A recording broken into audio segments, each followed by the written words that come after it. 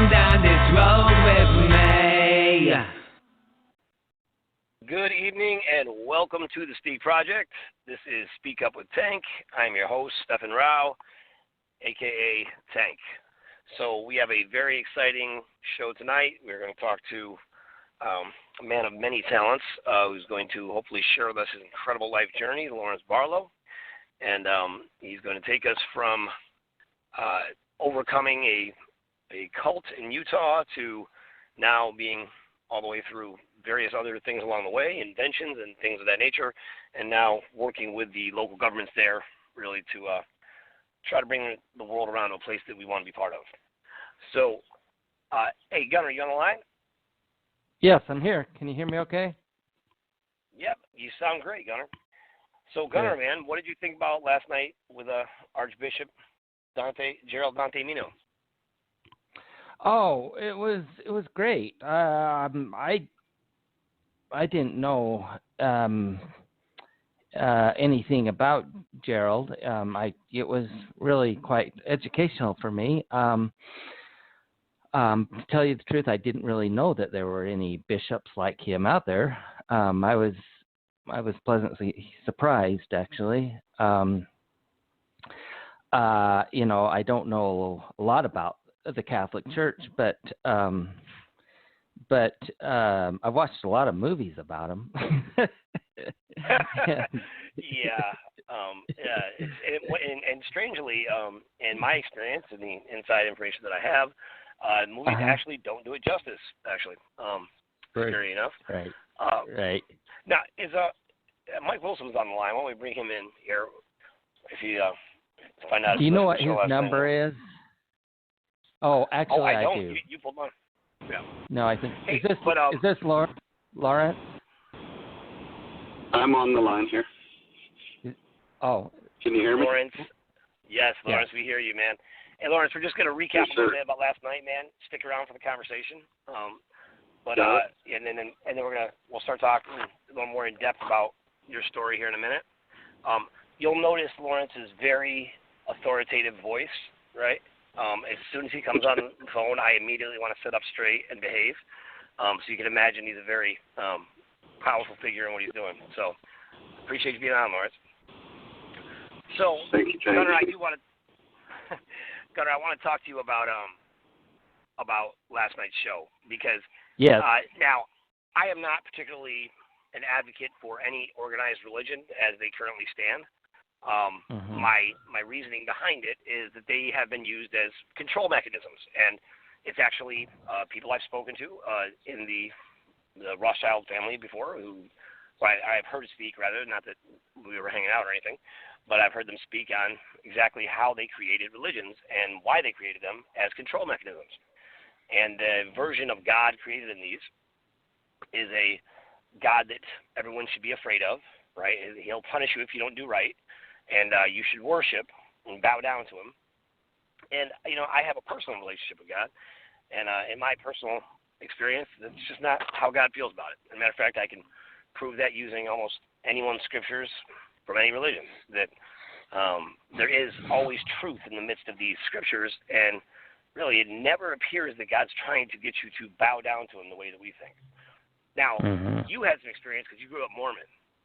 Could you talk about that a little bit? Oh, sure. I can tell you that there's just as much corruption in the Mormon Church as any organized religion, and they've got really quite a lot of money, and they use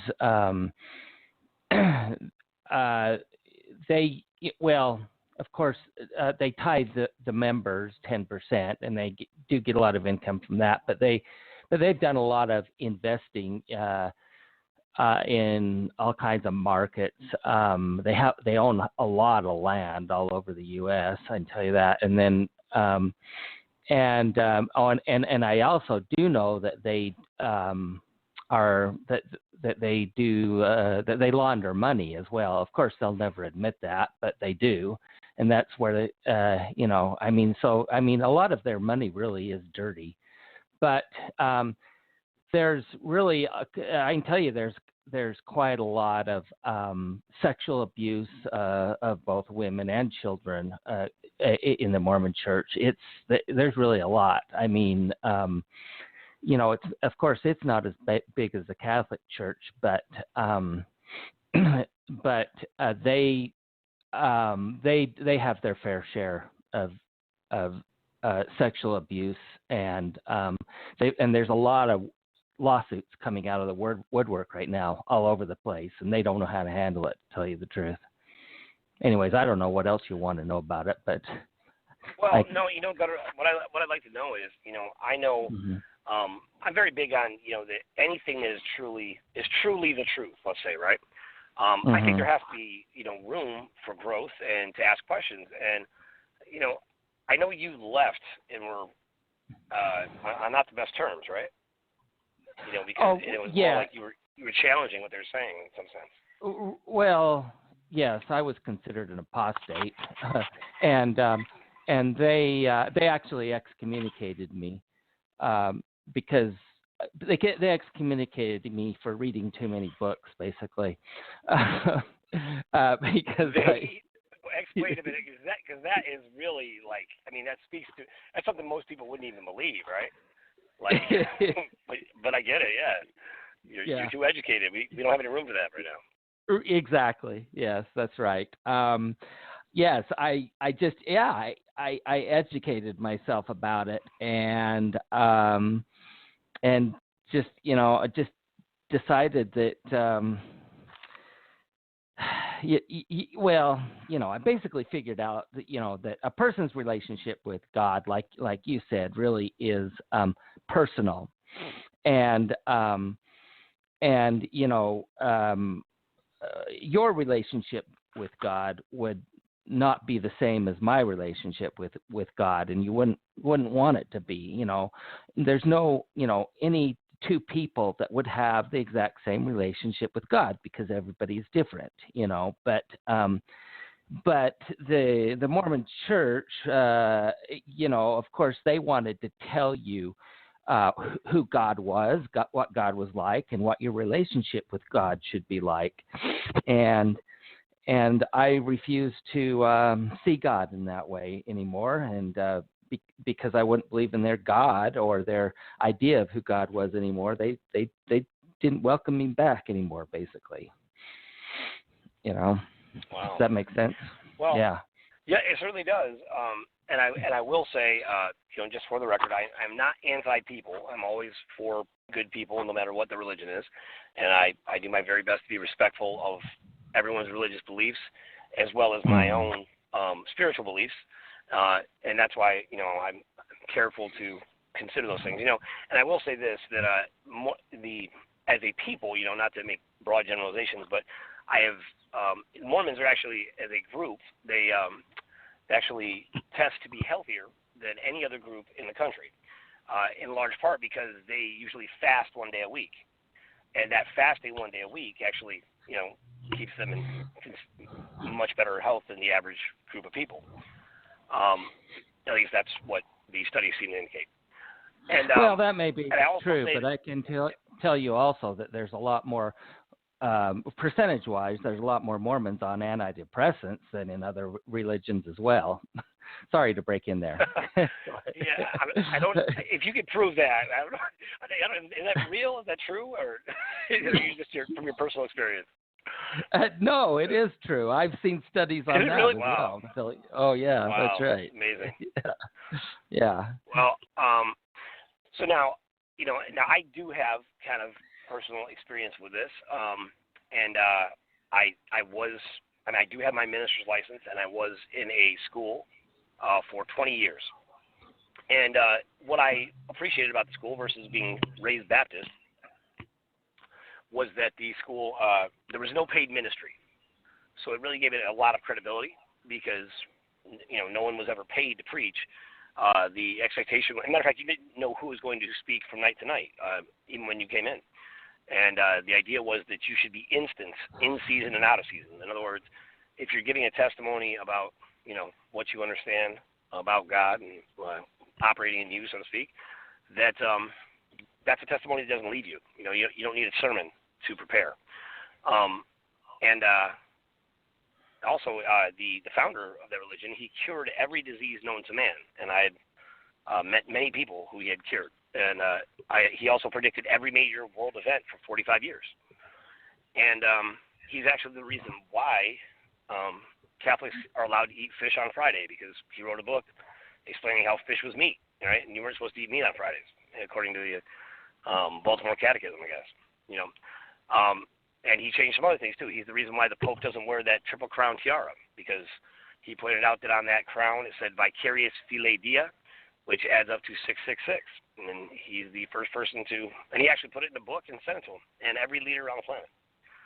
So, but nevertheless, the founder himself, he took out the flesh in 1976, and what the religion had become, it really become kind of factions divided against each other and fighting about different things, and you know, one trying to show supremacy over another, and it was really indoctrination. You know, I would be in my religion for 20 years. I mean, I went in when I was 19.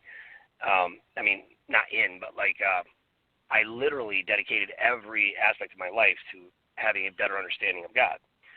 And we would be there 3 days a week, always, for 2.5 hours or so, and then sometimes 4 days a week. And I would have people in my home all the time talking about, you know, class and the gospel, and we would travel and do that, and I would preach all over the country.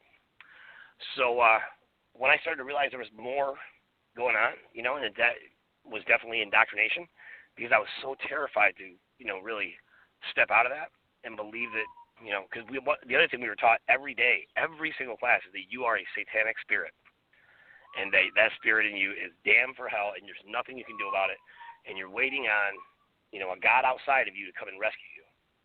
And that's what I mean, so heavily indoctrinated with that over and over and over again. And I think that is a very, you know, now I see it much more as a tool, you know, that has been used to shame us, right, and control our behavior. And anything that is that dedicated to, you know, forcing us to control our behavior never really allows us to connect to, you know, what the core principles of that really are, of knowing God as he really is and actually exists, so to speak, you know, or however you see that to be. So I can appreciate that, and it's a hard road. You know, that was my entire world, all my friends, the people I considered family, all of which were in that organization. So it is definitely a challenge to walk away from something like that.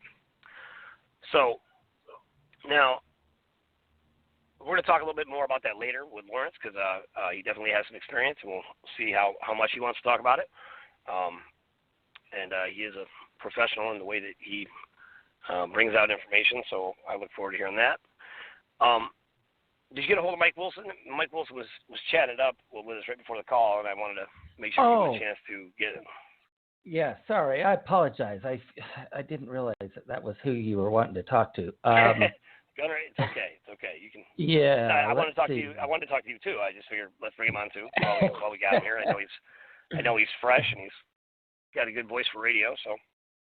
Yeah. Okay. Hang on just a second. Okay, Mike Wilson, are you on the line? I am. I'm right here. Okay. Hey, Mike. Hey, you know, I don't. Were we on the air just a few minutes ago, Stefan? Because, you know, I think it's really important that you know, the people that are listening to your program, I want them to know, and I want them to hear this. You know how grateful I am, and I know that you don't hear that enough from people, enough people that have followed you. I've been following you for quite a while now through your steps. Hey, and Lawrence, by the way, I'm ex-LDS also, so I grew up in Utah as well all of my life. But, you know, I want to say thank you, Stefan. I want you to let Kim know, because I know you guys don't hear this enough. It's something that you guys are doing that you can't be praised enough. And in history, down the line, you and Kim and Thomas and you guys are going to be looked on later on as you know, some true saviors to this planet, because you know this planet is basically war ravaged right now. I mean, you know the movie with Tom Cruise, where the aliens land and they blow everything up and they take everything over. Well, we've already went through that. We went through that 16,000 years ago. They've been controlling us ever since. Yep, that's very true.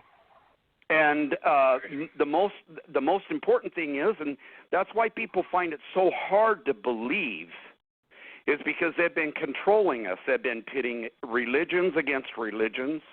They've been pitting race against race. They've been pitting any way that they can find a way to keep us fighting with each other is their way of keeping us distracted so we don't come together. And it's destroyed us. I mean, the United States is a war zone. I mean, you don't see it. But if you were to really sum up what's going on right now still, yeah, I mean, you could be walking through an aftermath of a war zone. You got this person destroyed by drugs. You got this person destroyed by race. You got this person destroyed by religion.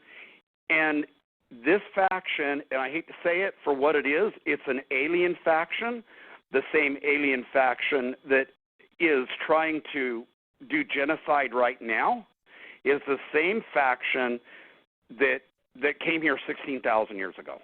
And that's how they keep us distracted. And it's literally killing people every single day. So I just want to say thank you so much for what you and Kim are doing. Well, Michael, before you go, I want to clarify because thank you so much for your kind words, and I'll be sure to pass it on to Kim. And two, I want to be clear that I am, nor is Kim, nor is Thomas, anybody's savior. And I appreciate what you're saying, by the way, so I don't want to take away from that. But I do want to be clear that at the end of the day, this is about empowering you, right? I agree. Save yourself. I agree. And I know you do. I know you do. It's just sometimes the language, and I just always want to be clear that I personally I am unpuffable, and I know you're not trying to do this, but oftentimes people try to get to my ego, and they try to tell me I'm one thing or another, or I'm something special or not, and none of it affects me one way or another. I see triumph and tragedy, and I treat those imposters both the same. And I do appreciate support, and I do appreciate kind words. And what I always tell people is if you want to thank me, or you want to thank Kim or Thomas for that matter, then go out and put the things that we're sharing to work and find a way to make a difference. And Michael, I could tell by your voice that that's something you're going to do already, but I just wanted to put it on the record as long as you mentioned it. And thank you so much for I've got a suggestion that will help this grassroots effort that I wish you would consider. And this would be something along the lines of what you and Dan are doing. But I think the people would stand behind you if you would come out and say, would you get on and do a short clip, a short video, make a short video of what you believe and post it online to YouTube. And the more hits that we can get out there, the more hits that we can get of people that have a deep commitment and a belief to what you're doing is what you need. It'll be what we need as a civilization to help lift us out of this hole that we're living in. And that is my suggestion. I'm more than amiable to do that. Please, if you have something specific in mind, I mean, for the most part, Michael, every time I talk, I only talk about things I believe in. So, but I can understand what you're saying. You talk about a concentrated message that's clear, that's shareable with people outside of the bubble, so to speak. And ask people, them to post it.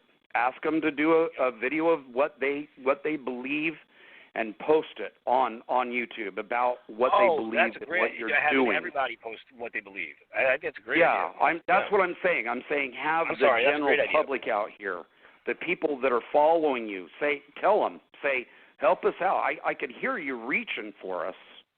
But if these people out here would just do a short clip you know, and get it posted online. So there's more tanks and there's more Thomases online, you know, talking about what you're doing, and you know, I think that, you know, would really help out a lot if people would just start posting short clips of, you know, that's what I'm saying. Not you. I wasn't questioning what you believe. No. You're no. I misunderstood. No, you were clear. I just misunderstood. So you know what? That's a great idea. You know, I don't know if anybody remembers this, but they did maybe 5-6 years ago. They did something called the Ice Bucket Challenge, and everybody was you know, taking this ice cold bucket of water and dumping it on their head, right? Oh. And they were and everybody was filming it, and they were sharing it, you know, all around the internet, and it became this big trend, right? Now, you know what, Michael? Maybe you could put that in words for me a little tighter, more specifically, because I think that's a good idea, and maybe we can start a movement where people are just instead of getting, and I tried to do this, Michael, when I was talking to people about, you know, hashtag I love you, you know, and I really been trying to encourage people to stop responding in a hateful way to the things that are out there, and just diffuse all that hatred. Oh, I take agree. away their power. I totally agree. They use the social media. Now, this is pretty well documented. You know, not this exact thing, but you know, they just came out with information that it was the CIA that created. You know, I think it's DARPA is what it's called, and it's to weaponize social media against people. And what we do that is, you know, we get consumed with responding negatively to things. And I'm not talking about ignoring it, so I want to be clear about that. But, you know, I did put a video out there on the Steve Project YouTube channel, and it says, I know this is true. If we could just gather, you know, 3.5–4% of the population, right? You'd have it done. You'd win it. It would completely shift the entire vibration of the planet. It would. Just by responding with, you know, when you see that negativity come your way, you respond to them that I love you. Yep. I appreciate you. I appreciate what you're doing. I see you. In other words, so you're not just dismissing their behavior. You're saying, I see you. I see what you're doing, right? Yeah. And just tell them thank you for making me better. You know, it's the same principle that is repeated in you know, traditionally Hawaiian, as far as I know, is ho'oponopono, right? Which is I'm sorry, please forgive me, thank you, I love you. But it's much more than that. It's really a healing mechanism that we use on ourselves. Right. But really it's so powerful that it's able to heal others. It is powerful. And you know, the thing about it is, right now, from a place where her vision, she has a good vision. She knows where she wants to lead this world. That's why she's named it what she's named it. But from point A, from where we are now as a civilization to a point where she wants to get us at, it is the difference between night and day. And the people out here don't really realize how miserable life is right now. They do have it miserable, but you know, after the financial system has been running for a while the way Kim wants to run it, with the humanitarian programs going on, I see almost a literal, almost heaven on earth compared to where we are now. Yes, I don't know. I might be wrong. And so, agree, and right now we're walking through a war zone because everybody is still hating each other for their race, hating each other for their religion. You know, they get online, like you said, on Facebook. They don't like them for, maybe they don't like puppy dogs, and they don't like them for that. They have programmed us to tear each other apart. And that's what, and that's how they've been winning, is by keeping us tearing each other apart. And your words of saying, you know, when somebody does something to you, just say, you know, I love you. You know, I really forgive you. You know, I know you didn't really mean to do that. And in our hearts, we truly mean that. It's just that we've got to say it. But I hope it's not long before the new financial system gets kicked in to where Kim has got the full reins of everything, to where these humanitarian programs can go forward, people can start getting help that they need. But yeah, you're right, brother. You're right. It is about casting that love out to everybody that can possibly even do you harm, or has done you harm. Just saying, I know you didn't mean to do that, but I love you, I totally agree with that. I'll tell you this, this is my personal belief, and you're welcome to share it or not. I'm not trying to sell it. I'm just saying how I feel about it. Everyone who has ever allegedly done me wrong, I don't even believe in that per se. What I see it as is, in this moment in time, they gave me the opportunity to see who I am personally, and then to demonstrate who I am. And in some cases, and throughout a lifetime, that hasn't always fared well for me. But certainly, the knowledge of really accepting and embracing, knowing who you are, makes all the difference in the world. So, with that, Absolutely. At this point, Absolutely. I do appreciate their debauchery and the malice with which they conduct themselves, and the absolute circus that they're demonstrating to the world, because it allows us to excel and transcend something that at this point to most of us should seem very basic. True. I was talking to my sons today. There was these 3 college girls, and they were wearing T-shirts that said like my body, my decision, right? Which in and of itself, I won't even argue that point, because I'm not going to really approach that subject, because there's 2 marked issues here going on with this movement that's taking place right now. They're trying to portray it as if abortion is being under attack, and therefore women are under attack, and it couldn't be farther from the truth.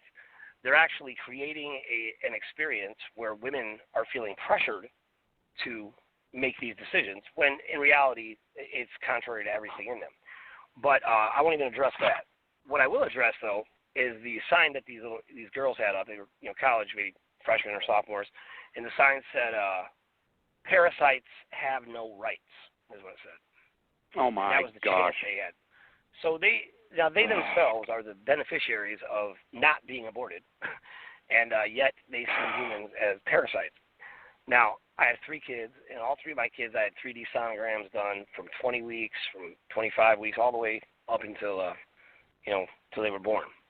And there is no way anybody could ever convince me that the photographs I have of my children, that they were not alive. But that's my personal belief, and I wouldn't impose it on someone. And there is actual laws in place in Roe versus Wade. Now, Roe versus Wade actually acknowledges that you have to treat the life of the woman and the life of the unborn child as separate. Now, in that acknowledgement, that means that legally, even in the right to have an abortion in the first 12 weeks of pregnancy, that there is an acknowledgement in our legal system that says this baby has its own life that is separate from the mother. Sure. And sure. that is something that is not even really being discussed. That's one thing. Now, the other thing is this Born Alive bill. The Born Alive bill has come before Congress 38 times. And in this, there is absolutely nothing that affects the health of the mother. What it is, the way it is set up is currently under the law that is being laid out in New York, that at 40 weeks you could do an abortion. Now, if you pull that baby, you rip that baby out with tongs out of the mother's womb at 40 weeks, right, and the baby survives, legally, according to Cornell law, it is an American. It is an American citizen and has rights. Sure it is. It is a living soul. It is a person. Absolutely. Now, what they're saying, according to this law, is you cannot help that baby stay alive. They literally have got to set the baby and let it die. Now, the fear, or part of the fear is that physicians will have to go out of their way to kill the baby. to kill kill where they're the leading baby when they pull it out where of the they're tongue. Now, right, that's where they're leading. Now, to make matters worse, so what they're saying is if the baby somehow survives this process, right, with the doctor who's, performing this procedure, and the baby is able to survive, they have voted it down 38 times to not let that baby live. Now, that is outright infanticide. That's because we're in genocide mode now. They don't want us to have any babies because they're trying to kill us already. Yeah. They're already trying to kill us. They don't want us to bring any more into it, and maybe they're harvesting whatever. So, let's have them at least get so far along, and then we'll take the baby from her. We'll convince her to give it up. We'll convince the doctor he's doing a good deed by breaking the child's neck, and then we'll take it and harvest it, whatever, it's all being led. We're being led by our noses. That's why we're called sheeple, Yeah. And it's sad. Well, Michael, thank you so much for coming on, man. I appreciate chatting with you a little bit, and I appreciate your comments as well. And with that in mind, speaking of heroes of mining and government who are actually making a difference and finding ways to overcome these things, Lawrence Barlow, what are you up to now, man? I know you're working as part of the city council now, or what is your official title? Well, for my occupation, I work as an armed guard, and I actually drove through the night to be to Phoenix today for some mandatory training. So that's what I'm doing right now. In my political arena, I'm a city council member for my community and the caucus chair for our neighborhood caucus. So what is your experience right now, Lawrence? I mean, I know you've come a long way, but, and I want to kind of start from the ground up. But first of all, in your experience of working with these officials, I know you seem to be making some headway and making a difference. Are people amiable to change, and what kind of changes are you concerned with in your local city council? I think we're finding that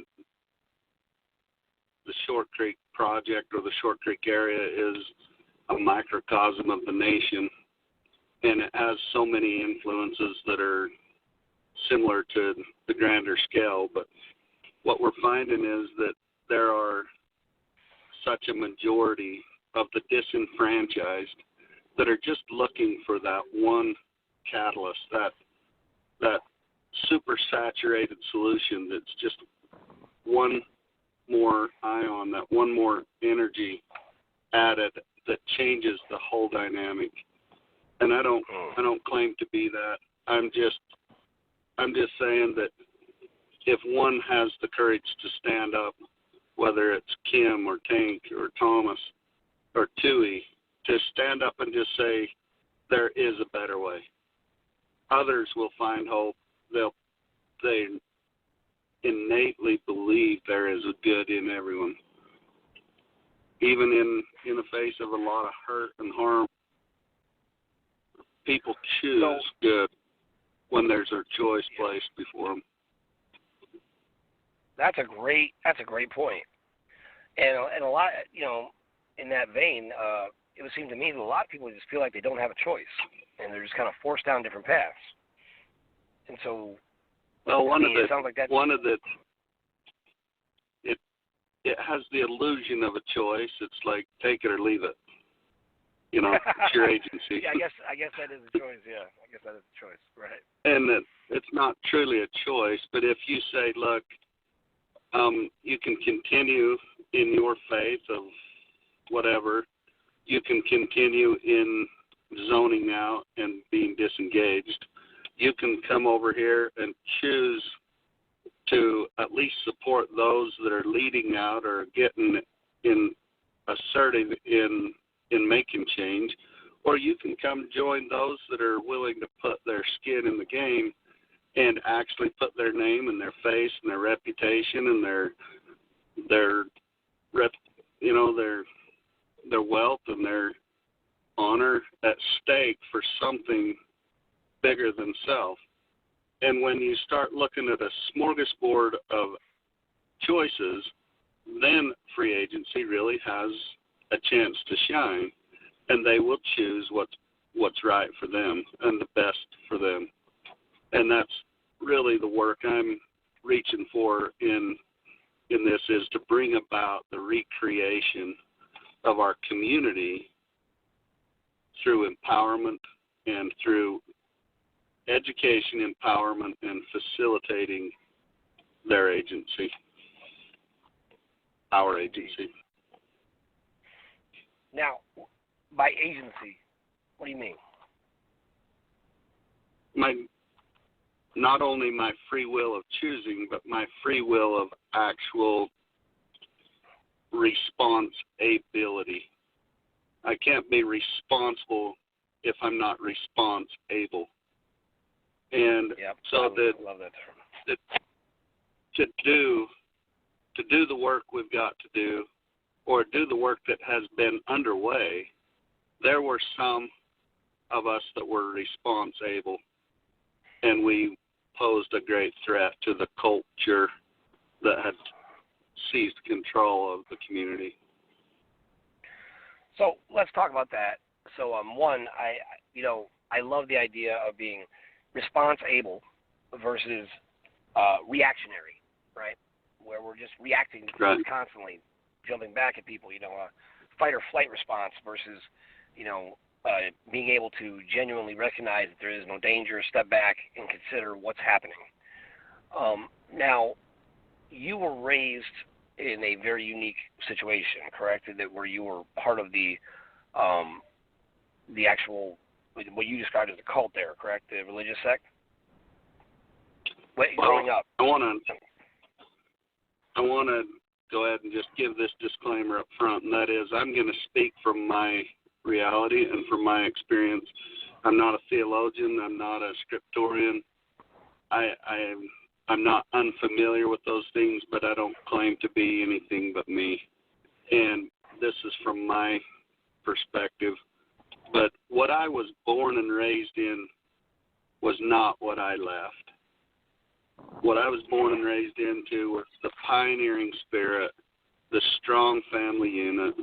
There was the good that I relate to. There came a destructive there was core principles that were good, right? Right. There came a time where a destructive influence was introduced, and it just took over, and its purpose was apparently to literally destroy or decimate that united effort, kind of a deal. Now, to be gentle with my family, friends, and loved ones, because my mother is still strong in the faith, if you want to call it that. And I just have to say, this is not who they are. This is where they are. I know who they are. And one day they will not be where they are. They're going to hit their brick wall like I did. And their reality is going to fall apart. And they're going to get an opportunity, I pray, not at the brink of despair like I did, but they will get an opportunity to have a personal relationship with their creator, with their source, whatever they want to relate that to. But so I relate to the pioneering spirit, the old energy, the destructive energy, and now it's the new energy. And we're accepting the fact that there was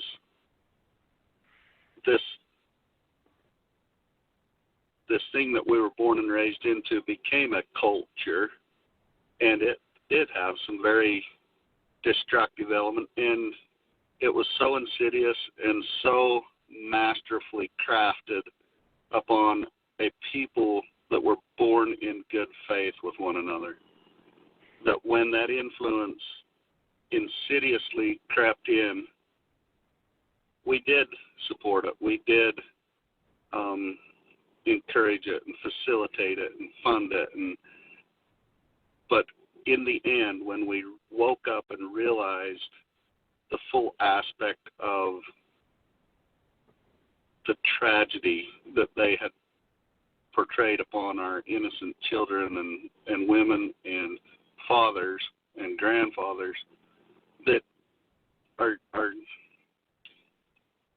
we never signed up for that. That is not who we are. That's not what we fight for. That's not what we live for. But it happened. Now it's time for us to stand up and say, well, if that's true, what are you and who are you and what do you stand for? Well, we stand for God and for country and for family and strong community, and only we got to do it different. We can't do it in an authoritarian or an autocratic society. We can't. We got the opportunity to have socialism under the term of a benevolent dictatorship.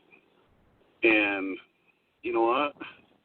At the brink of despair, I found that my Creator wanted me to stand next to Him as a co-creator and accept the responsibility and have the faith that He's big enough to cover me too in my learning to be accountable, to be proficient, to be responsible for my co-creations with Him.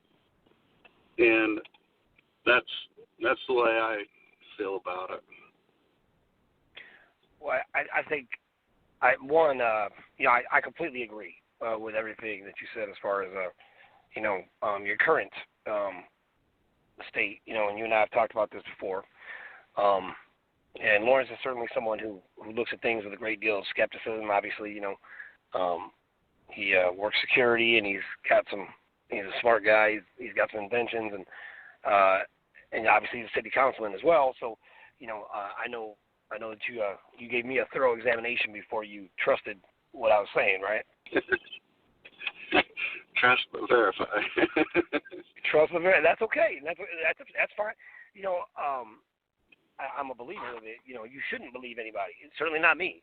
You should not believe what I'm saying. You should prove it. Make sure you're satisfied, because I don't want anybody kind of half-stepping. I'd rather have people check it out. I'll take just a few people who are convinced in their heart versus a bunch of people that are split-minded and they really can't decide. Now, so it sounds to me, and I know these things are a little bit hard to talk to. I know that there was in my religion that I was in for all of my adult life, that there was a sect that broke off, and they were the dean of that organization. He was promoting, himself as kind of like King Solomon. And when you promote yourself as King Solomon had 700, wives and 300 concubines, and those women were always supposed to be ready for him to come unto them, right? Now, it sounds to me like you had some things of that nature going on in that same place, where you had somebody of power sneaking in and kind of taking advantage of the what kind of ends up being a savior syndrome. Now, I don't know the details of religion, so I'm just speculating. So I'm just, if you don't mind speaking to that, and I certainly understand if you don't want to because of your family. It's not so much that. The thing that I would lean toward is that he does not deserve to have the conversation. He's where he needs to be. He's getting the help he needs. And when I was an early teen, I had a great uncle sit down with a group of us young teenagers, and he said, I want to give you a new definition of love. And we're all sitting there like, all right, bring it. And he said, to love someone is to accept them for who they are and give them room for who they are not. And I sat there and I remember to this day the epiphany is, okay, now I understand how I can love my enemy. I can accept that that's who they are and just give them all the room in the world. And for this individual, he does not represent me, does not represent what I was born and raised into. He represents the cancer that was inserted into a culture that was it was destructive, and the outcome was very destructive, and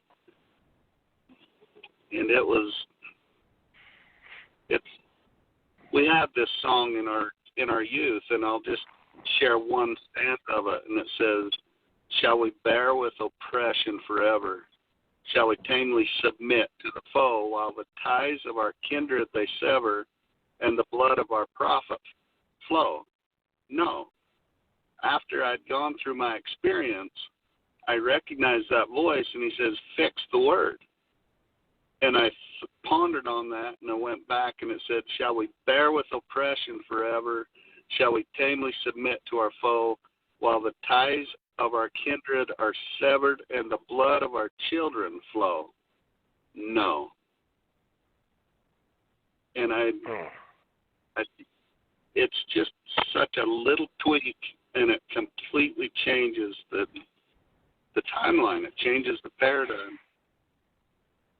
Yeah, it certainly does. It's those subtle differences. I've always been encouraged to look up words and to really understand them, and I give a great value to words. Now, words are disruptive in a sense to the frequency and the vibration that we could communicate using, but we've all been raised to use words. And but if words are used the right way, they can be in perfect harmony with who you are and what you're trying to say.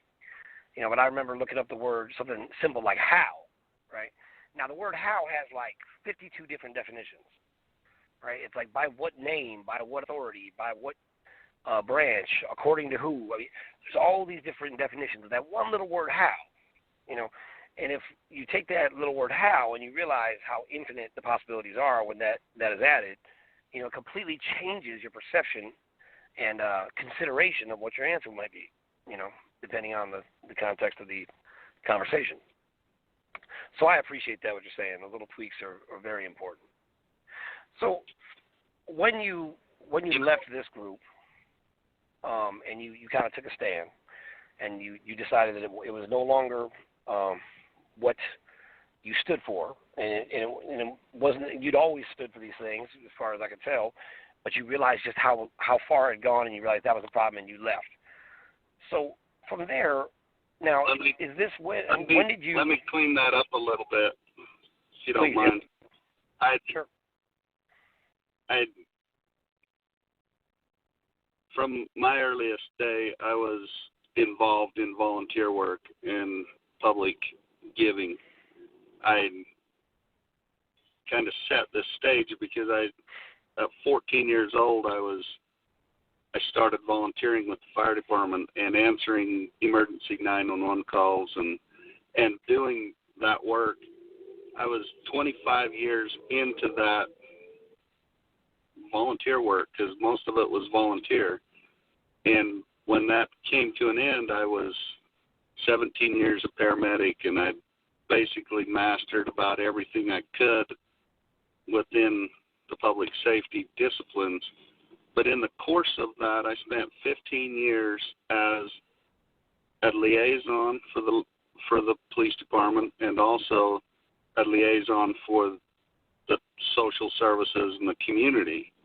And when the craziness came to a head, and it had to do with me putting together a team of my friends, and probably more than anything is that I raised $250,000 of money from friends and family, that when they realized that I had, sidelined the money, that's probably what pissed them off more than anything. But we built a wearable computer ultimately for the special forces, and in that, this influence basically claimed to get a revelation from God saying that I was guilty of murder and innocent blood on my hands and all this stuff because I was contributing to this war effort and the killing and the murder. And ultimately, in the time of all that noise, I was exiled. I didn't leave. I was cast out or forcefully removed from my family and from the community. And, of course, to me, they say go away and repent, or they say go away and wait further instruction. Some people were told go away, never come back, have no further contact. But then to my family, they say to me, go away forever. To my family, they're saying, he's on his mission. He's about his work. He's doing repentance. You just need to focus on, this issue right here. And they began to dismantle the family. And I was away or separate from my family and for almost 2 years. And right towards the end of that, it came to a boiling head in my feelings that I sat at the brink of despair and contemplated suicide. And I can tell you right now, I know distinctly the sound of my voice. I know the sound of my thought. I know the sound of my conscience, my guardian angels, and my Creator. I have heard all those in distinct clarity. And, they were arguing and reasoning that I should not do this thing. But in our faith, everything I was accused of by divine revelation I was already guilty of the outer darkness, ultimate destruction, and disillusion. And so it just angered me that these influences were arguing that if I did this, it would just make it worse. And I'm like, it don't get no worse. And when in my anger, I just said silence. And it's the first time I remember experiencing a deafening silence. And something from deep inside me declared, though it may take 1,000,000 years, I cannot go beyond His grace and mercy. And I will have a chance to come back and do this again. And in that moment, I felt a hand on my shoulder and a voice that said, you don't have to go any further. You've gone far enough. And there's some tender testimony and all that, but that was 2 weeks before my wife had a massive stroke. And I did the most scary, some say brave. I didn't see it as brave. I saw it as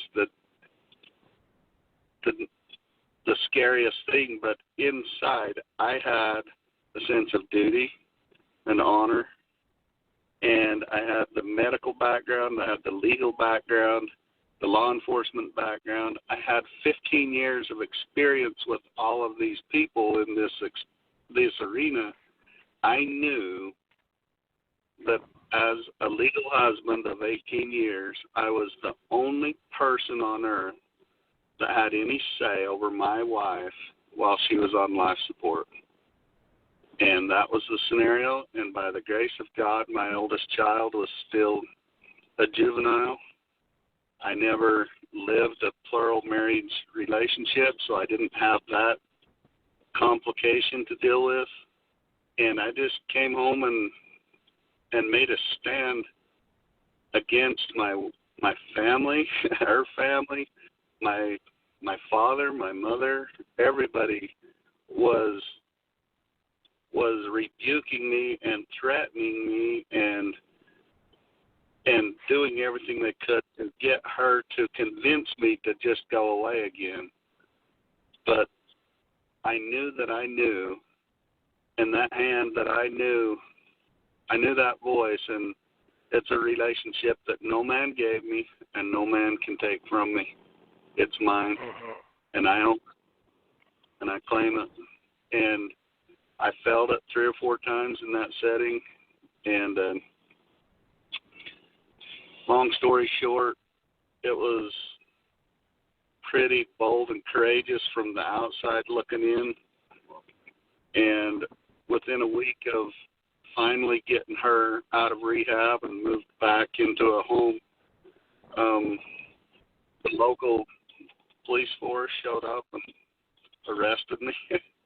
They felt like if they could arrest me on a Friday night, they could get me in custody, or what they call a 3-day hold, because if I couldn't bail out Friday night, then I would be on a hold till Monday at 1 when the judge would give me an arraignment.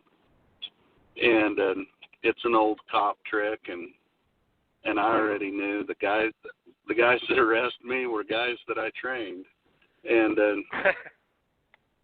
it was interesting that they knew that I knew that they had made the ultimate mistake, but their faith was at risk, and they made a choice that cost them their profession.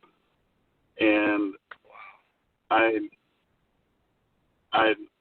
don't say this lightly, because I still have a kindred love for those men, and they're going through their experience of hitting their brick wall right now. But they were held accountable for their conduct, and that accountability ultimately cost them their career. But in this experience, the DOJ stepped forward and said, "You're courageous. You got people that'll listen to you. Can you help bring this together?" And just one step after another, I'm just a kid, but I just stepped forward, and people started to gather, and we stepped forward again, and it doubled and tripled. And it started with our caucus movement, and we put that in order for it started with the petition to the judge that had to do with the federal case, and it was so well received. And then we went to the caucus, and we realized an 1,100% increase in voter participation. And it was interesting to see among the people that so many were ignorant of their rights and their privileges and their duties. And when we break it down simple and just say, hey, not to complicate it, we've got this, this, and this, and you've got the power of the vote. Once we started to put that simply, not condescendingly or to talk down to them, but to get on their level and empower them to step up, the ultimate result was we changed over the whole city government, from their council to their mayor to our management. Everything changed over. And so we're just doing the next step next. It's not a grand master plan that I have. And it's not just me. There's so many involved. But if the courageous don't step forward, then who will? Whew. Lawrence, you are preaching. I love that. Let me tell you something.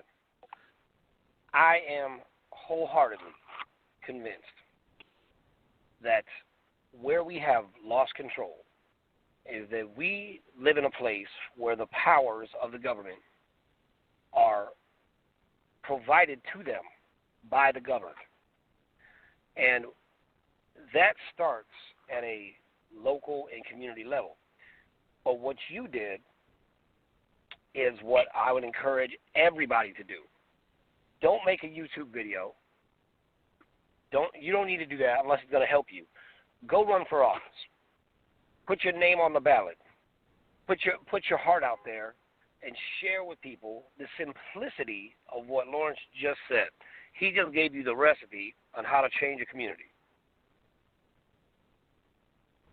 Can I add to that? About the power of that. Yeah, please add to that. You can serve on the PTA. you can serve on the caucus, whether it's Republican or Democrat or whatever it is, the caucus system. You can serve in the volunteer capacities. You can run for a school board or a fire district or a water district. There's so many things. You can get on the planning and zoning commission. You can run for a city council or a mayorship. And that's all just right here. That's all just people that make it. Let me tell you something about our little town. Because our community was held in a common trust since the early 1900s, we never understood, appreciated, or realized private property value.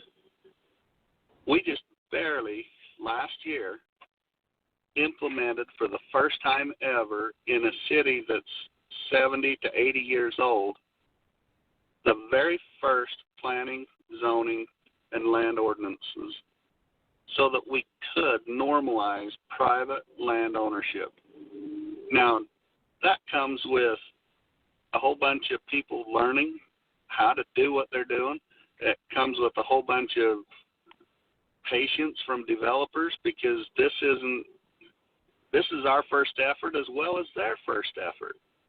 And there's a cooperative element that has to come together while we establish the systems. But we had an interesting dynamic come up, and there was some frustration in a very public meeting, and it just felt like the whole 5-year effort was an absolute catastrophic failure. And I was speaking to a handful of some of us that have been a little bit of the core or the push of this. And I said, listen, if this is personality politics, if this effort is going to fail because Lawrence isn't here, or if any other one of us are not here, then we did not act on correct principle, and we did not put in the systems and the procedures that can be duplicated and held to. We're not working in a standard, and it better blow up right now and not go for another 10 years.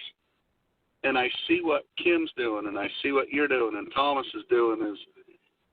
We're doing the deep dive on procedure and on concepts and guiding principles that are so broad and so general and so specific, even that if you're not here tomorrow, this will go on. And that's where we're kind of catching the dog in our high left jack, is set the dog and let's rest for a second and just take a real interesting look at the last 2 years. We have accomplished what had never been in 70 years. So just take a big breath, relax, go take a soak if you need to, and realize we're turning the world upside down. And yes, indeed. Hopefully it's for the better. Well, Lawrence, you've always been a man after my own heart, and I appreciate that. And I also appreciate your smooth delivery. So I don't know how anybody could ever question your integrity. I'll tell you, Lawrence, it's because of you that I've thought about this, and at some point in the very near future, I'll bet you if need be, if there's not somebody else who I think will do a better job, I will run for mayor of New York, because just out of principle, not because I necessarily want to be the mayor, but I feel kind of the way Trump did. He said he felt like he had to stand up because it didn't seem like anybody else was, right? Now, oftentimes in leadership positions, that's what happens. It's not that, you're a natural-born leader and you're always doing this. What it comes down to is you're just not indifferent. You've been affected by something, and you see something you feel like everybody else is missing, and if you don't speak up, nobody will. Now that doesn't mean they won't forever, but it might just be your job. And I recommend, I'm saying this to everybody listening now and in the future, it might just be your job to be the one to speak up, And somebody told me a while back, they said, the reason why you're here is because you're fearless and incorruptible. And Lawrence, I say the same to you. That is why you're there, because you are fearless and incorruptible. Because to go back, because just out of the love for your wife and the sheer sense of duty to stand up to an entire group that is diametrically opposed, they villainized you, falsely accused you of all types of things. You know, I can imagine that you feel a little bit akin that you know what our president is going through, at least on some level. So I appreciate that. To a degree, but I mean, and obviously very different. But you know, but it's similar, right? It's the same mode of operations that's used over and over to suppress people, and most people would just assume be accepted and another face in the crowd and conform, than be someone who stands up, and pushes back, because that's much harder to do.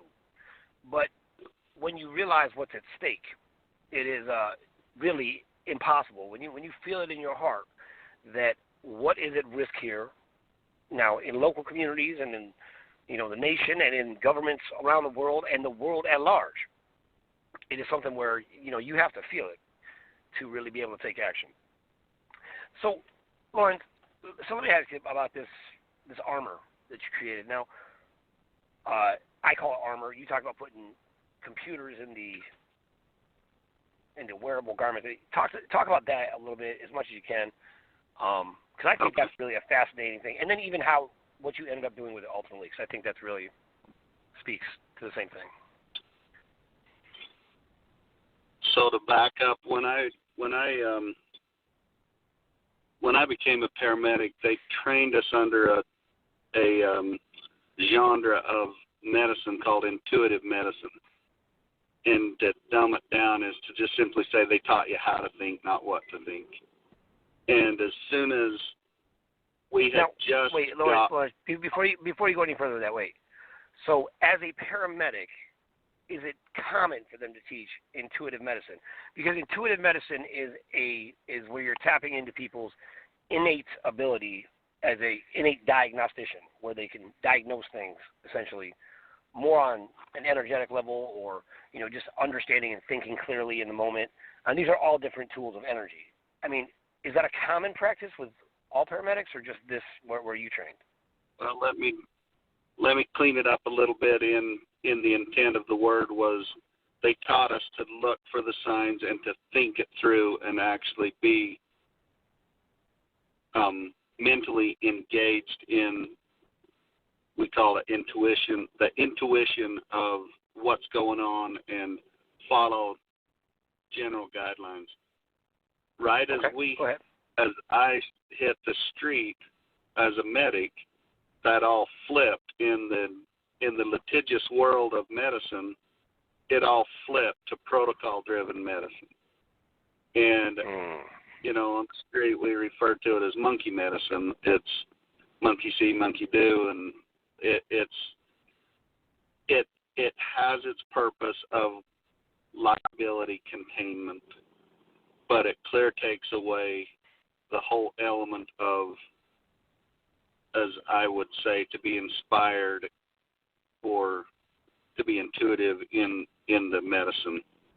So in the frustration of that, when the protocols were established, they created a quality assurance team that would hold you to the rigid standard of the protocol, and it was so fierce or so exacting that it absolutely infuriated me. So I'm like, well, I'm going to go build a vest, which is a computer with cameras and sensors and all this stuff that I have displayed right in front of my eye, the protocol at all times, and it's well documented, and I can just link up with the hospital, and it's the best of both worlds. And it was born out of frustration, and as soon as we kind of got into it at that time, this was 10 plus years ago, and the technology was not what it is today. It was too cyborgish. It was back in the days of camcorders duct taped to a helmet kind of an attitude. And the first rule of medicine is to do no harm. So if you walk into grandma having chest pain and you look like Zyborg, you're probably going to kill her. Yeah, you're probably not going to help. Right. We took a big step back, and I had a friend in the Special Forces, and he was high-ranking officer, and I kind of crossed over because the Special Forces medic is the grandfather of street medics today. And in the military environment, it can be a lot more overt, a lot more crude in the technology. And while we begin to use and develop it, then it becomes more covert, which when we flip it into civilian terms, we call it discreet. Covert equals discreet. And so that was our intent, was to go back that far, but we kind of found a back door into the ultimate Future Warrior program, which was a multi-billion-dollar project from the Pentagon. And then we just went to work. We put a full, at the time it was an XP laptop, well, it was a desktop computer, but we embedded it in the Interceptor 2 body armor. And we had thermals, infrared, full color front and back. We had shot spotter and GPS, and basically it was right around the first Gulf War, and we were taking anything from an unclassified perspective.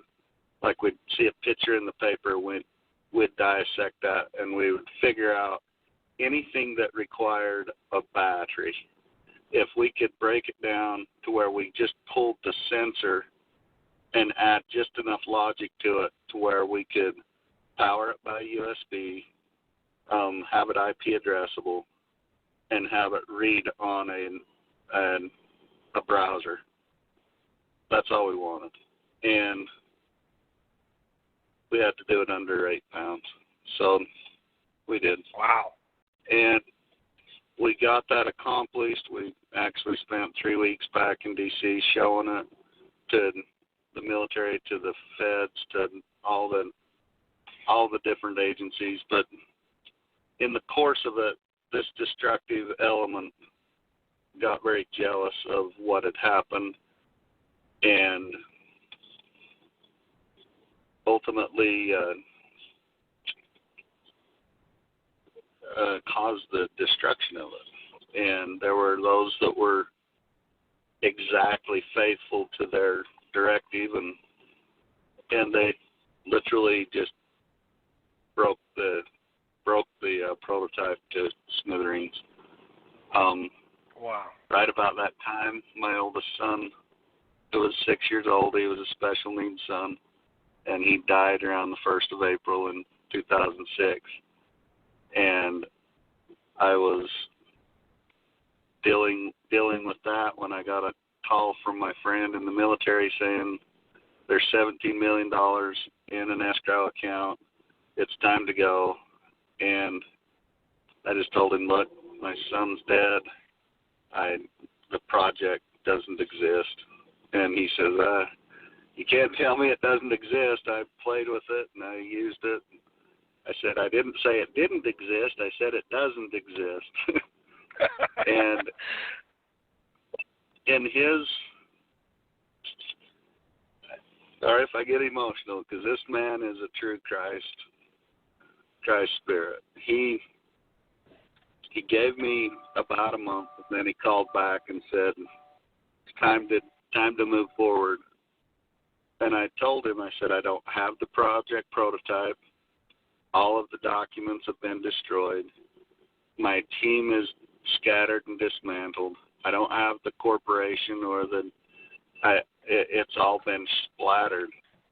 And he said, listen, you and I have been talking for 2 years. I know where this came from. We can get you technicians. We can get you facilities. We can get you funding. We can get you corporate structures, all of that. But I need you to come now. And I was still in the indoctrination to a point where I I couldn't leave for fear that I would be, like Gunnar was saying. Well, yeah, they would brand me as an apostate, and then my family would be torn away, and it was just something so monumental. I couldn't even for $17 million. I couldn't, in good faith, do it. And some years later, when we were putting it all, after my head was out of the soup and a lot more clear, this friend, who he's one of my 10 closest friends, and he still is. He maintained that friendship, and I said, is there a possibility to put this back into play? And he said, what would make you think that they would trust you with $17 million again? And I said, two things. One, I didn't touch their money. Had I touched it, that destructive element would have raped and pillaged that till it was gone. And I didn't touch it. I left it safe. Two, they cannot threaten, coerce. They could torture me in the water tank, I guess, and it wouldn't even compare to the torture and torment that I've already been through at the hands of my family, friends, and I said, yes, indeed. You know, I know it's family, but I'm ineffable. Yeah. Wow, man. So did they ignite the project? I'm assuming that you're talking to me on your smartphone, right? Yeah, that's okay. You don't have to talk about it here. And we're live. So. Well, my point being is that smartphone represents about 90% of what that vest was. And so with the advancement of technology, it's not only been shrunk from a desktop to a vest to now you carry it, and it's as wearable a computer as anything right now. There's a few elements that aren't included in it, but I have to confess, I'm not a tech guru. I'm an integrator. I see problems, or I see frustrations, or I see disparate systems, and I don't accept the fact that they can't work together. I'll explain what I mean by that. About 12 years ago, I was working with an engineering firm up in the Salt Lake area, and they were their parent company was out of Bristol, England, and I wanted them to help me engineer or drop the engineering for a water treatment facility that I could put in a 20-foot cargo bin, and I could put it in a rest area or put it in a remote cabin or put it in a national park, and it would be complete reuse of the sewer system, the sewage water. And when we started going through it, I'm like, if this filter that you build for an oil rig can spin plankton out of the ocean, it can clean up sewer water. And if I take that cleaned up water and I run it through a slow sands filter and it gets clear, and I put it through an RO filter, and that RO filter cleans everything, including virus, pharmaceuticals, and everything, and the only thing that's left is radon or radium or whatever, and it's considered Class A water, that's good enough to flush the toilet again with. You know, you could probably drink it if you dared mess with the ick factor, but we put all that together, and then when we called the guy that had the RO system, he's gone to another existence now, but I'll never forget his absolute horror that I was going to put sewer water in his RO. But I don't have the the sanctimonious, rigid systems. I see systems that are compartmentalized, and with a little bit of integration here, and here, all of this comes together, whether it's food, sanitation, oil and gas, construction, public safety, hazmat. All these systems have little things that are, quote, specialized for their industry, and it just, why can't they play together, and why can't we generally elevate? I mean, it's all technology that's in the public domain. Let's just change its form factor and give it available to. In the oil and gas industry, they have a little wearable sensor, and it gives you an oxygen, a carbon dioxide, carbon monoxide, and a hydrogen sulfide. And if you're in an unsafe environment, it'll alarm. Well, we took that little thing that never was intended to plug into my laptop, and we tore it all apart, and we stuck it in this vest. And the military was asking us, why do we need that? And I said, well, I have a theory that the Gulf War syndrome was really a carbon monoxide poisoning. And we took all of our soldiers and stuffed them in these tin cans and ran them across the desert, lickety-split, and all of the exhaust come whoofing in the back door, and they're all beat red, breathing heavy, exhausting, all the signs and symptoms of carbon monoxide poisoning. But they're like, well, duh, it's 140 degrees out here. Of course they are. But if those alarms would have gone off, we would have, one, documented a workplace injury or illness. Two, we would have flown a hyperbaric chamber to them, and we would have decompressed them, and they would have been back in the fight the next day.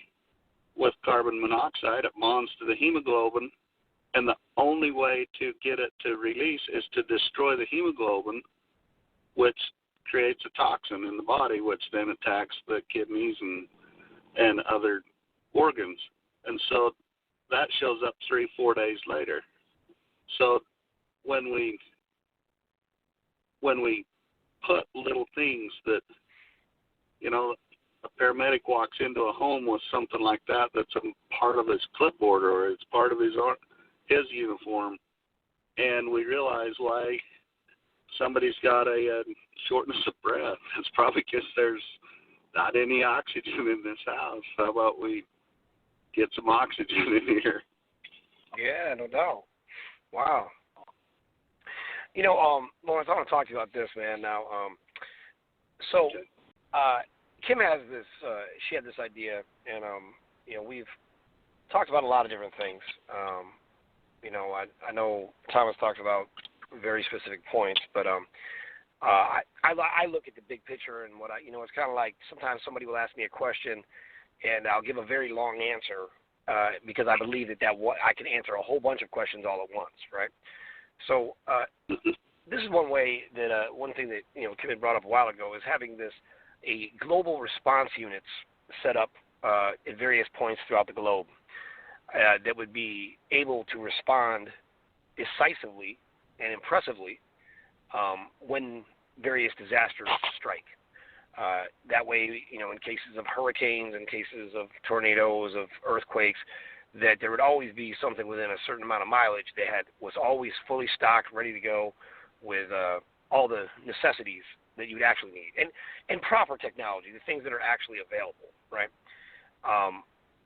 Now, man, I'd love to include you on that in the future. I feel like you got a great take on it. So, if you have any ideas in the near future, I know you got your own projects and stuff, and but that's something I have a vision on. The backbone to that is already there, and it exists in the volunteer services of the search and rescue with their search and rescue caches. They're well organized. They're proficient in a lot of this, but if we could fund them, if we could equip them, better train them, maybe even pay them for their time so that they're not taking a hit in providing for their living, and they could be able. I think the systems there's systems that are already in place that could be empowered to be far more effective than they are currently. Well, you know what? I agree with that. And those are people. I certainly am about paying people. There is, definitely money that there and available to take care of people, right? If you look at any of these cataclysmic, apocalyptic, depopulation agendas, one thing that is prevalent in all of them is they all require excessive, unnecessary spending. And that's why, you could go buy a case of 60 bullets at your local gun store for about, $30 or something. But the military pays $3,000 for the same pack. Now, you'd think because the military is buying in bulk, they'd get a better deal. But the way the militarized industrial complex works is that they overpay, and then that extra profit goes directly to the Rothschilds' bank accounts, right? Pays all these various things that have allowed them to stay in control for a long time. Now, in eliminating that, which is essentially what Kim has already done, she has eliminated their ability to do things like that. There is certainly no need for people to volunteer and sacrifice. I talked about this the other night. The term sacrifice is the idea of giving up everything, at a loss to you, so others can survive. But that's just really not necessary. We don't need you to make a one-time sacrifice. We need you to make a lifetime commitment, right? Even the Messiah, what he said, the way the scriptures actually read is that he gave his life. not just that he died on the cross. He gave his life. Now, in giving his life, that's a very different thing. See, anything you do that is lifelong, now that takes a real commitment, right? It's not to say there's nothing admirable about taking a bullet for somebody, but there's something much more profound about somebody who's willing to live for a cause or a purpose or the people they love. Now, so I'm definitely about that. And Lawrence, I think we're going to really need your help with this. We're going to build these creative communities, that, I've had in mind for a long time to create change, and it's just continually expanded, where we are going to create an environment that is completely separate from the current grid that's out there.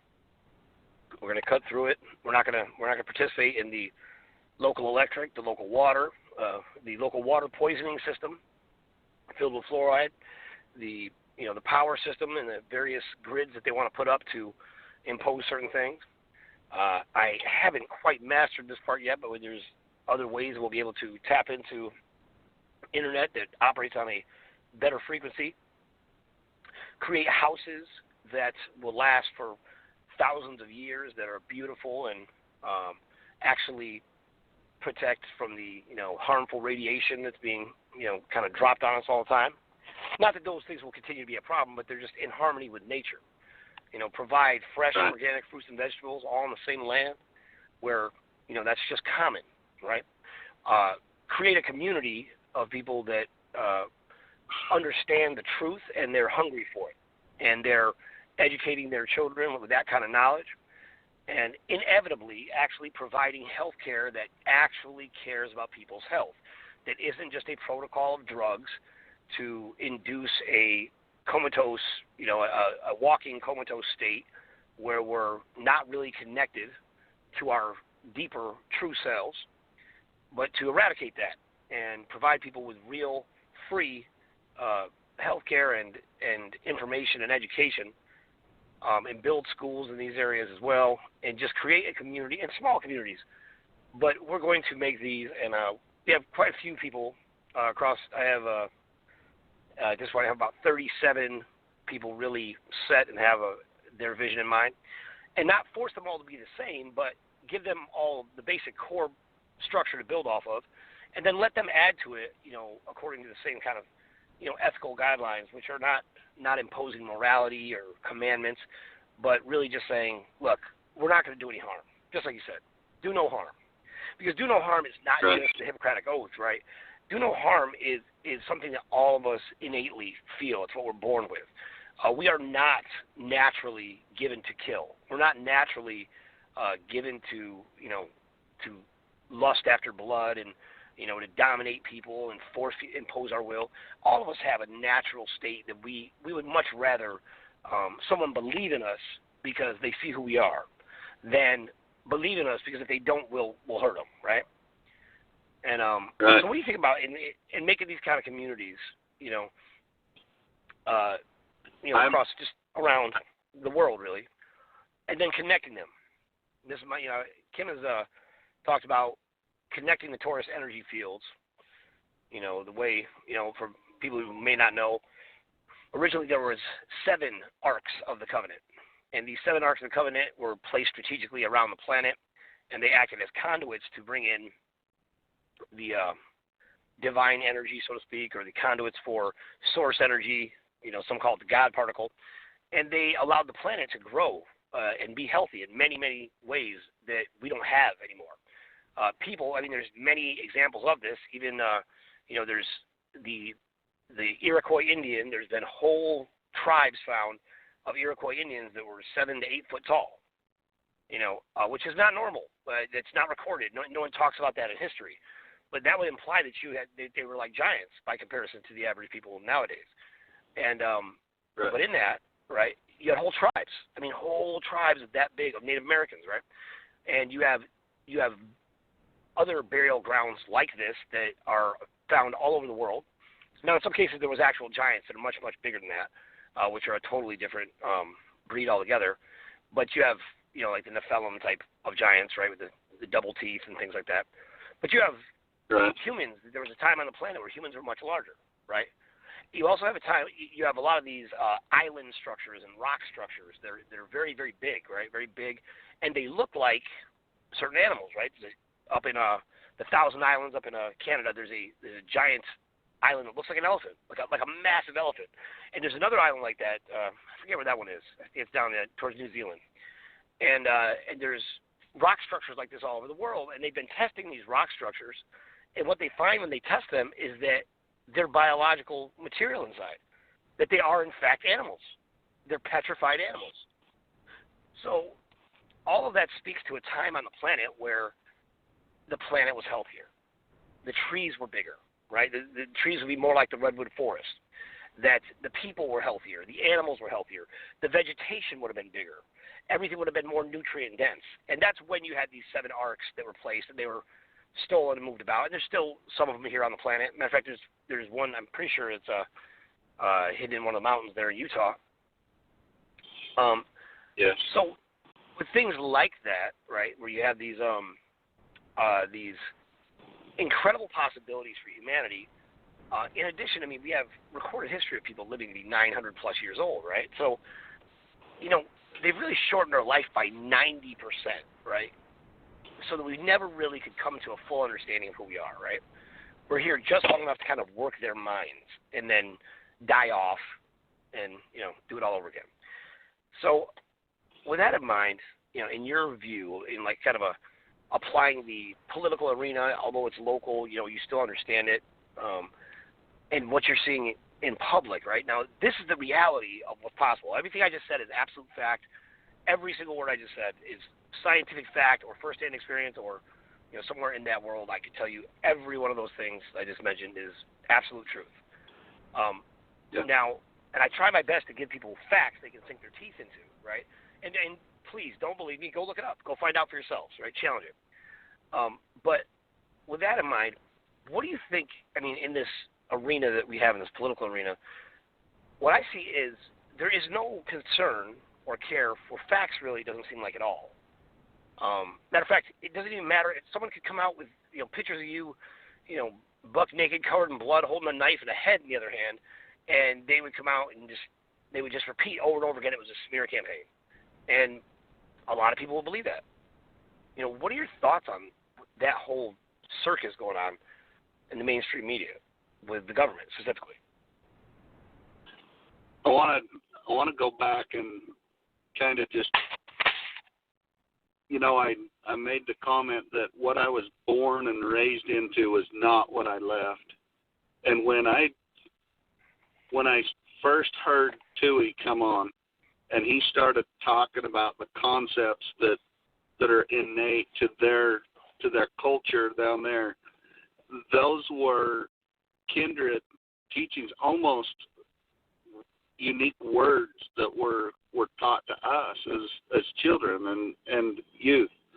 And I had to explain to my family that sometimes we have to translate this old romantic language, as it were, into our functional technology language. And one of the things we were told early on, and it speaks to what you were saying, was that we were told that if we had to come to a place where we could get the Spirit of God and keep it in such a proportion that the desert would blossom like a rose.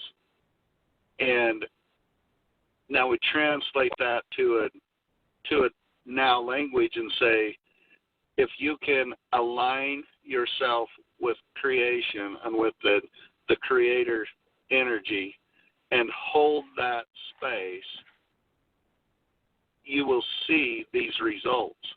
And I'm telling you, we've been in the high, we're up at 5,000. It's high desert on the north end of Arizona, and it's been dry, it's been arid, it's been desolate. It's, you know, the tumbleweeds and the blow sand, and it literally looked like the place was cursed. Until we, the people, began to take a stand and say, no, we're gonna make a stand for our families. We're going to make a stand for what was right in our culture, and we're going to do this in a way that is empowering to agency.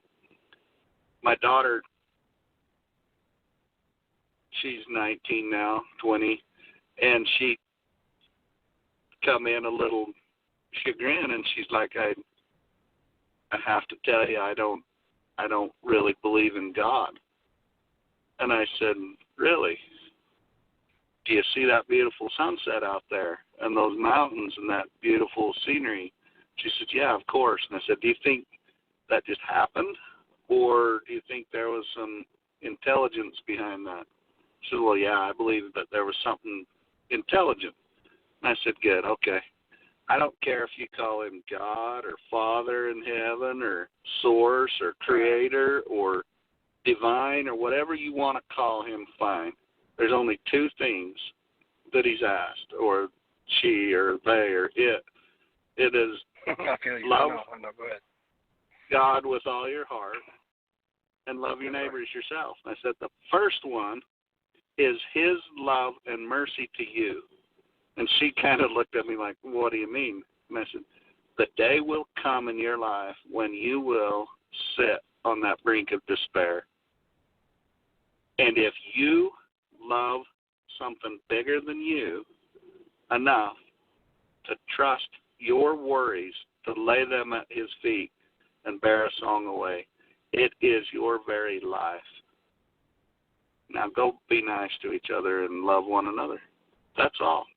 When you hit that brink of despair, when you get to that place where you feel like you're all alone and nobody cares and nobody understands, trust that there is something even bigger.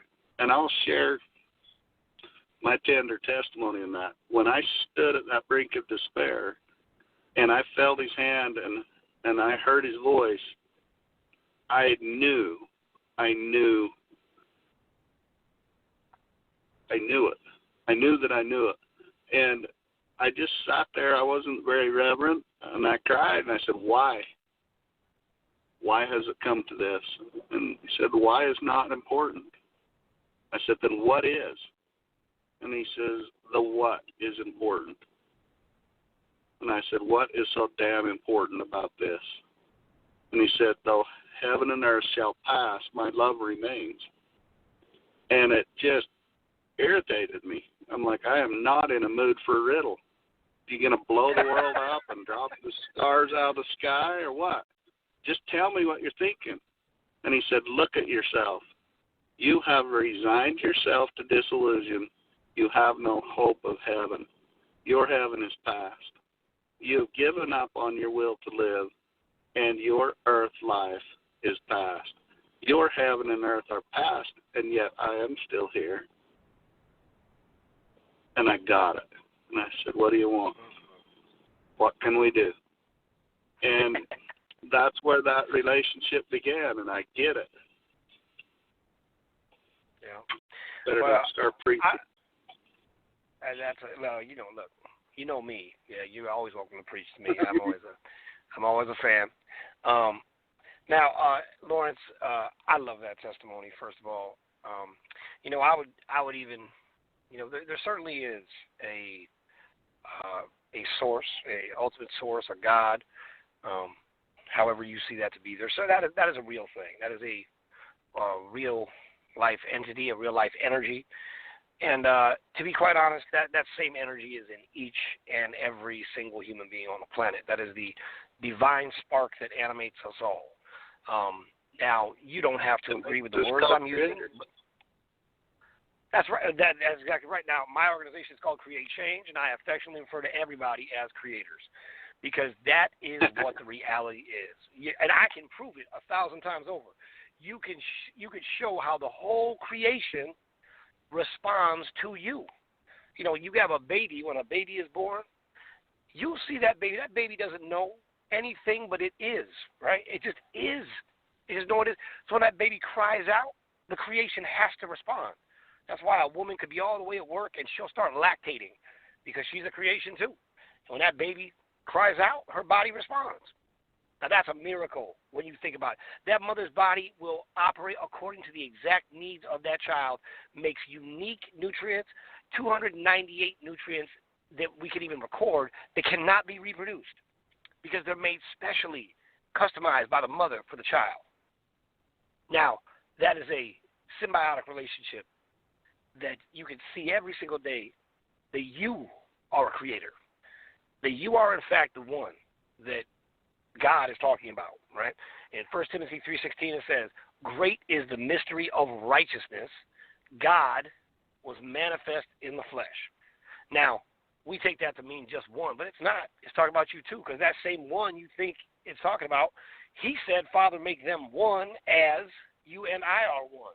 In other words, the same way that the Messiah knew he was God in the body, he wanted us to feel the same way. Now, that's from the very scriptures that people will hate me for saying that for, right? But nevertheless, go ahead. Feel free to challenge what I just said. Go look it up.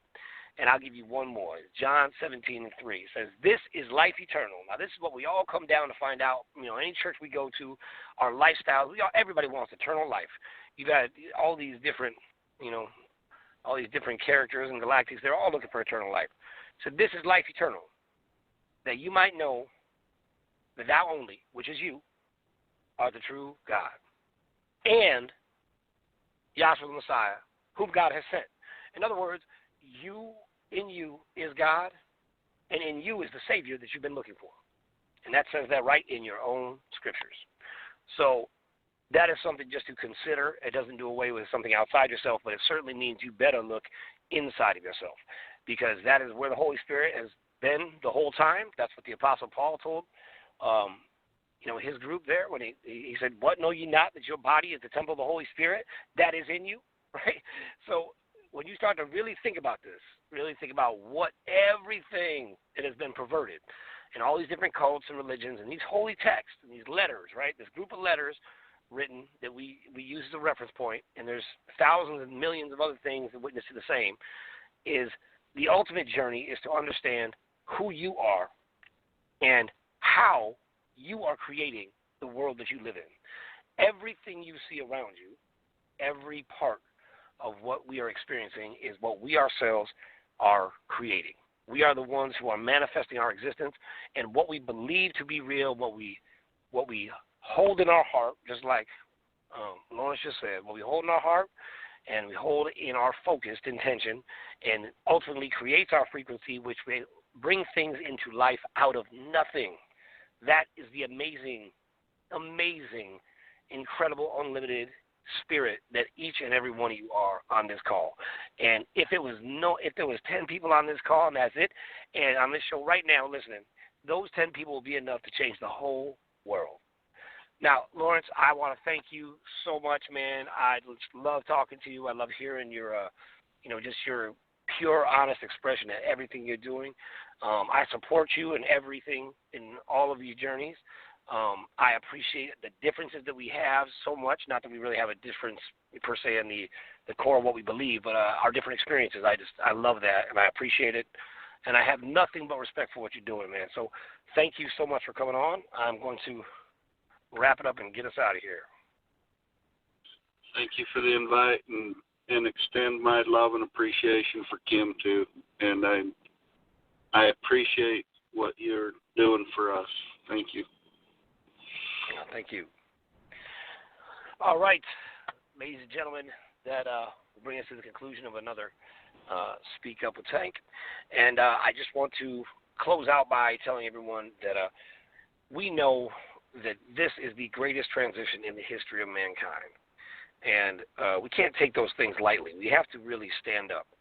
And as people continue to fight against things that they think are the enemy, I want to say emphatically that the enemy is not.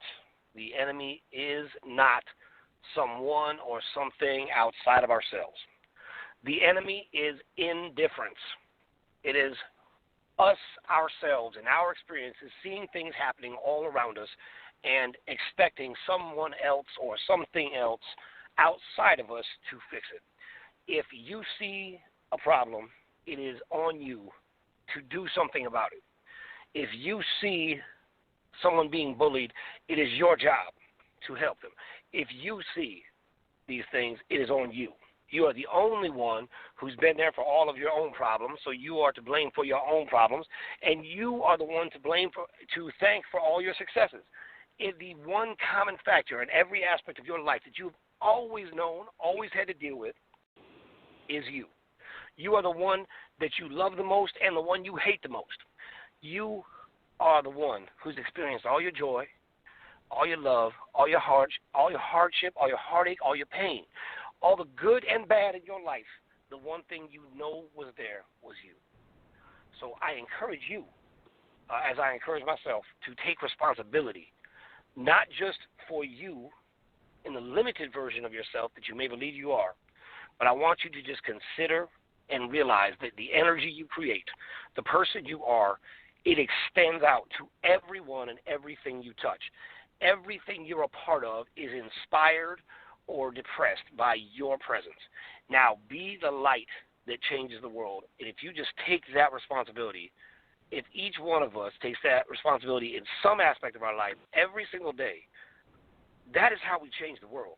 As simplistic as that may sound to some people, I'm telling you, that is really all it takes.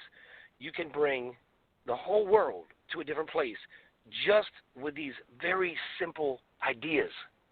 Instead of standing up to fight back with the exact same ignorance that they're spitting at us, what if we completely diffuse them? We completely diffuse their anger and their hatred by telling them, okay, I see you. I see you. I see what you're doing. I understand it. I acknowledge it. I appreciate it. I appreciate what you're doing. It takes a considerable amount of dedication to hold on to ignorance and a lie that deeply just to try to hurt people. I appreciate you because your darkness allows me to shine. I appreciate that the depth of your darkness makes me stand out so much. And for that, I love you. And I thank you. Now, that is the most deadly weapon we have. To be able to take everything that they are, take it apart. Take everything they try to use. Every rock they throw at us, use it to build bridges. That is how we change the world. But I'm not telling you to get beat up. I'm not telling you to stand down. What I'm telling you is don't give up. Don't retreat. And don't